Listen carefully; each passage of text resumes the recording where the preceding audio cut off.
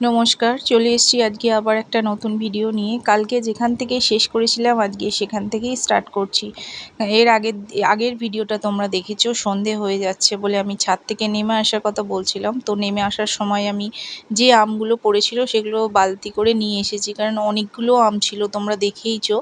তো সেভাবে হাতে করে আনা তো সম্ভব নয়, তো ওগুলো বালতি করে ভরে আমি নিচে নিয়ে এলাম। এনে আমাকে এবার সন্ধে দিতে হবে। সন্ধে দেওয়ার পর আবার রাতের খাবার বানানো আছে, জানো তোমরা সবারই সেটা হয়। আর মেয়েরা একটু এসেছিল ওপরে, আমি এসেছি দেখে ছোটো মেয়ে আসবে বলে জেদ করছিল, তো বড় মেয়ে ওকে নিয়ে একটু কিছুক্ষণের জন্য এসেছিল। তো এসে দেখো দুষ্টুমি, ওই যে জামা কাপড় শুকোতে দেওয়ার যে তারটা আছে সেটা ধরে টানাটানি করছে।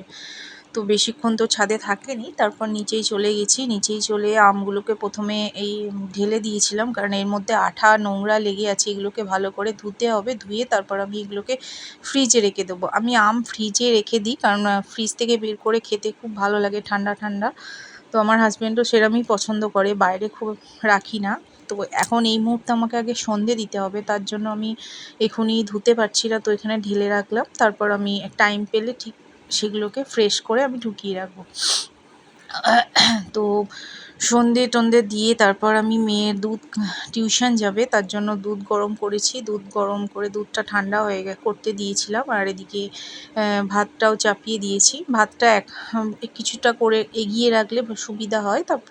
আর মাছের ঝোল করেছিলাম, আর তাতে মাছের মধ্যে ডিম ছিল, সেই ডিমটা ফ্রিজে আর দুপুরে রেখে দিয়েছিলাম, রাতের বেলা গরম গরম ভেজে নেব। মাছের ডিম গরম গরম ভাজা খেতে খুবই ভালো লাগে, আর এই সময় মাছের ডিমটা ওঠে, তো ভালোই লাগে খেতে। তো মাছের ঝোলটা তো দুপুরেই করে রেখেছিলাম, তো সেটা গরম করে নেব। এই দেখো মাছের ঝোল, তিনজনাই আজকে মাছের ঝোল দিয়ে ভাত খাবো। আমার মেয়ে নর্মালি দুধ ভাত খায়, কিন্তু মাছ যেহেতু আছে তো ও মাছের ঝোল দিয়েই ভাত খাবে। আর মেয়ের জন্য এই যে আমি দুধটা রেডি করছি, এই কাপটাতেই ও পার্মানেন্ট দুধ খায়, অনেক দিন হয়ে গেল এটা চেঞ্জ করা হয়নি, এবার ভাবছি একটু চেঞ্জ করে দেব। তো শুধু দুধ ও খায় না, ওর মধ্যে একটু হার্শিস দিয়ে দিই, চকলেটই বানিয়ে দিই। চকলেট ফ্লেভারটাও খুবই পছন্দ, যে কোনো জিনিসে ও চকলেট ফ্লেভারটাই পছন্দ করে। কেক হলেও সেটা চকলেটই হলে, বা ক্যাডবেরি তো নর্মালি ও খায়। আর আমার আবার চকলেটটা খুব একটা ভালো লাগে না, বাড়িতে ক্যাডবেরি থাকলেও আমি খাই না, খুব কম। মানে যখন সবাই শেয়ার করা হচ্ছে যে একটু খাও, তো সেই মুহূর্তে একটু হয়তো নিলাম, কিন্তু বাকি আমার খুব একটা পছন্দের নয়। কিন্তু আমার মেয়ের পুরো যে কোনো জিনিস চকলেটই হলে ওর বেশি ভালো লাগে, চকলেট বিস্কুট। তো এই জন্য দুধটার মধ্যে একটু বেশি পরিমাণ হার্শিস দিয়ে দিলে এটা চকলেটি ফ্লেভারটা চলে আসে, তো ওর ভালো লাগে, তো সেটাই করছিলাম। তো খেয়ে তারপর এবার টিউশন বেরোবে, রাতের দিকে টিউশন থাকে, ওর বাবা ওকে দিয়ে আসবে, তারপর আবার রাতে গিয়ে আবার ওকে নিয়েও আসবে। ওর বাবা সেই সময় বাইরে ছিল, তো ফোন করলাম, বললো তোমরা রেডি হও, আমরা আসছি, মানে মেয়েকে রেডি করো, তারপর আমি ঠিক টাইমে চলে আসবো। তো মেয়ে তত ড্রেস পরছিল, ব্যাগ গুছাচ্ছিল, তো আমি মেয়ের দুধটা সেই সময় রেডি করছিলাম। আর ছোটো মেয়ে তো মেয়ের কাছেই ছিল, কারণ ও তো কোলে থাকে না, এখন তো ঘুরে ঘুরেই বেড়ায়। তো চলো মেয়েকে দুধটা এবার দিয়ে দিই, মেয়ের তাড়াতাড়ি খেয়ে নিক, দুধটা ঠান্ডাই হয়ে গিয়েছিল। তো মেয়ে দেখো রেডি হয়ে গেছে, বেরোচ্ছে। বাইরেটা আমরা কিছুক্ষণ ওয়েট করব, কারণ ওর বাবাকে ফোন করলাম, আসতে একটু টাইম লাগবে। তো দেখো বাইরেটা পুরো অন্ধকার হয়ে গেছে একদম, মানে রাতের বেলায় 7:30 থেকেই মেয়ের পড়া থাকে নর্মালি। তো ওরা 7:30 মানে অনেকটাই অন্ধকার, বুঝতেই পারছো। স্কুটিটাও বাইরে বার করে একদম রেডি করে রাখবো। আর বাইরে তখন হাওয়া দিচ্ছিল, তো ভাবলাম চলো একটু তাহলে ঘুরি যতক্ষণ না ওর বাবা আসছে। তো মেয়ে তো বড় মেয়ে রেডি হয়েছে বলে ছোটো মেয়ে বুঝতে পেরেছে যে ও কোথাও একটা যাচ্ছে, তো ওর হাত তো কোনো মতে ওকে ছাড়বে না, কারণ ও বুঝতেই পেরেছে গাড়ি চেপে কোথাও একটা যাবে।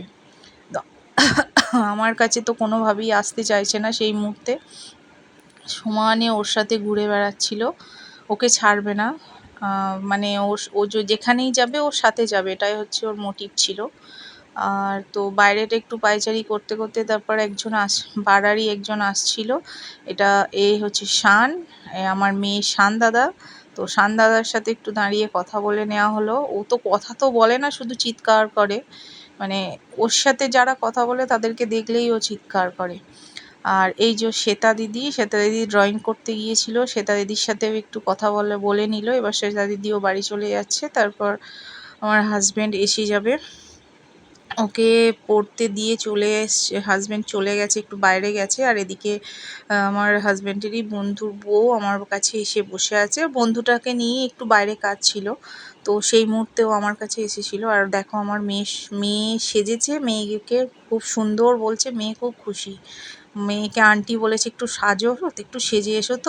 তো ওই জামাটা, লাল জামাটা পরে নিয়েছে, গলায় বড় একটা হার পরে নিয়েছে, তো আন্টিকে দেখাচ্ছে। আর আন্টি ওকে বলছে খুব সুন্দর লাগছে। তো ওতে খুব খুব খুব খুশি। ওকে যদি কেউ বলে খুব সুন্দর লাগছে, তো এত খুশি হয়, সাজতে গুজতে ভালোবাসে। তো এবার হাজব্যান্ডরা সবাই চলে আসার পর আমি চা বসিয়ে দিয়েছিলাম সবার জন্য। মানে একসাথেই খাবো সবাই মিলে গল্প করতে করতে।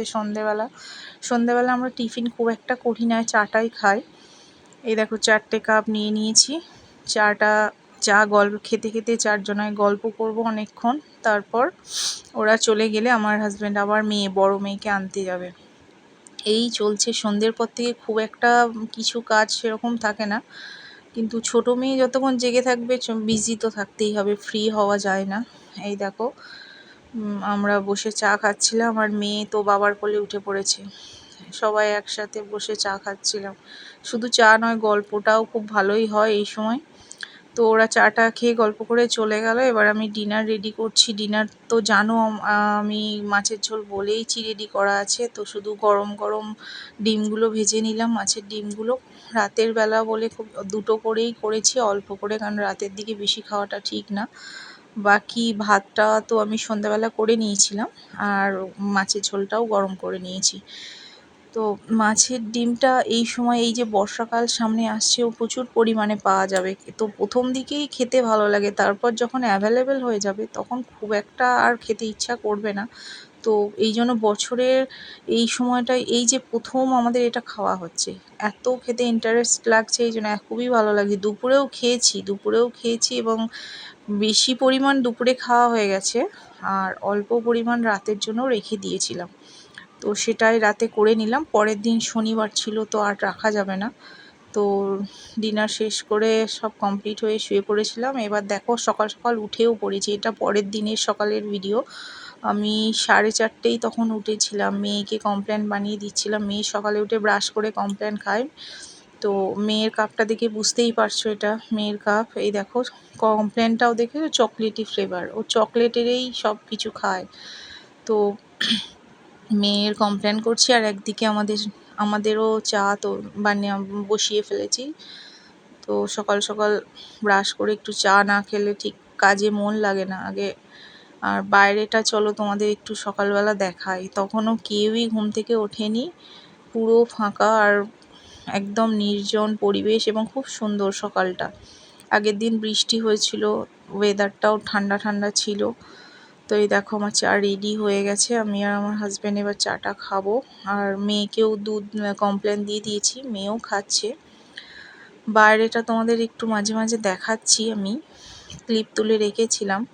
বাড়ির দেখো পুরো ফাঁকা, কেউই নেই এখন। তখন 4:30 বাজছে। আলো তো চারিদিকে আলো ফুটে গেছে, কিন্তু মানুষজন এখনও ঘুম থেকে কেউই ওঠেনি। চলো আমরা চাটা খেয়ে নিই, তারপর আবার ছোটো মেয়ে উঠে পড়লেই মুশকিল, কিচ্ছু করতে দেবে না। চাটা খেয়ে আবার অনেক কাজও রয়েছে। চা খেতে বসেই একটু গল্প হয়, টাইম থাকে। সারাদিন তো প্রচুর কাজ থাকে, আমারও যেমন বাড়ির মধ্যে কাজ থাকে, বাড়ির বাইরেও আমার হাজব্যান্ডের কাজ থাকে। সময় তো খুব কমই পাওয়া যায় গল্প করার। তো এই খেতে বসে যেটুকুনি টাইম থাকে, সেই টাইমগুলোও একটু গল্প করেই কাটাই। চা খেতে খেতে বলো, লাঞ্চ করতে বা ডিনার করতে, যে কোনো খাওয়ার সময় আমরা বসে গল্পই করি। আর এদিকে ছোটো মেয়ে দেখো উঠে পড়েছিল, একটু দুলিয়ে দিলাম, কারণ এত সকালে ওকে তুলে কোনো লাভ নেই।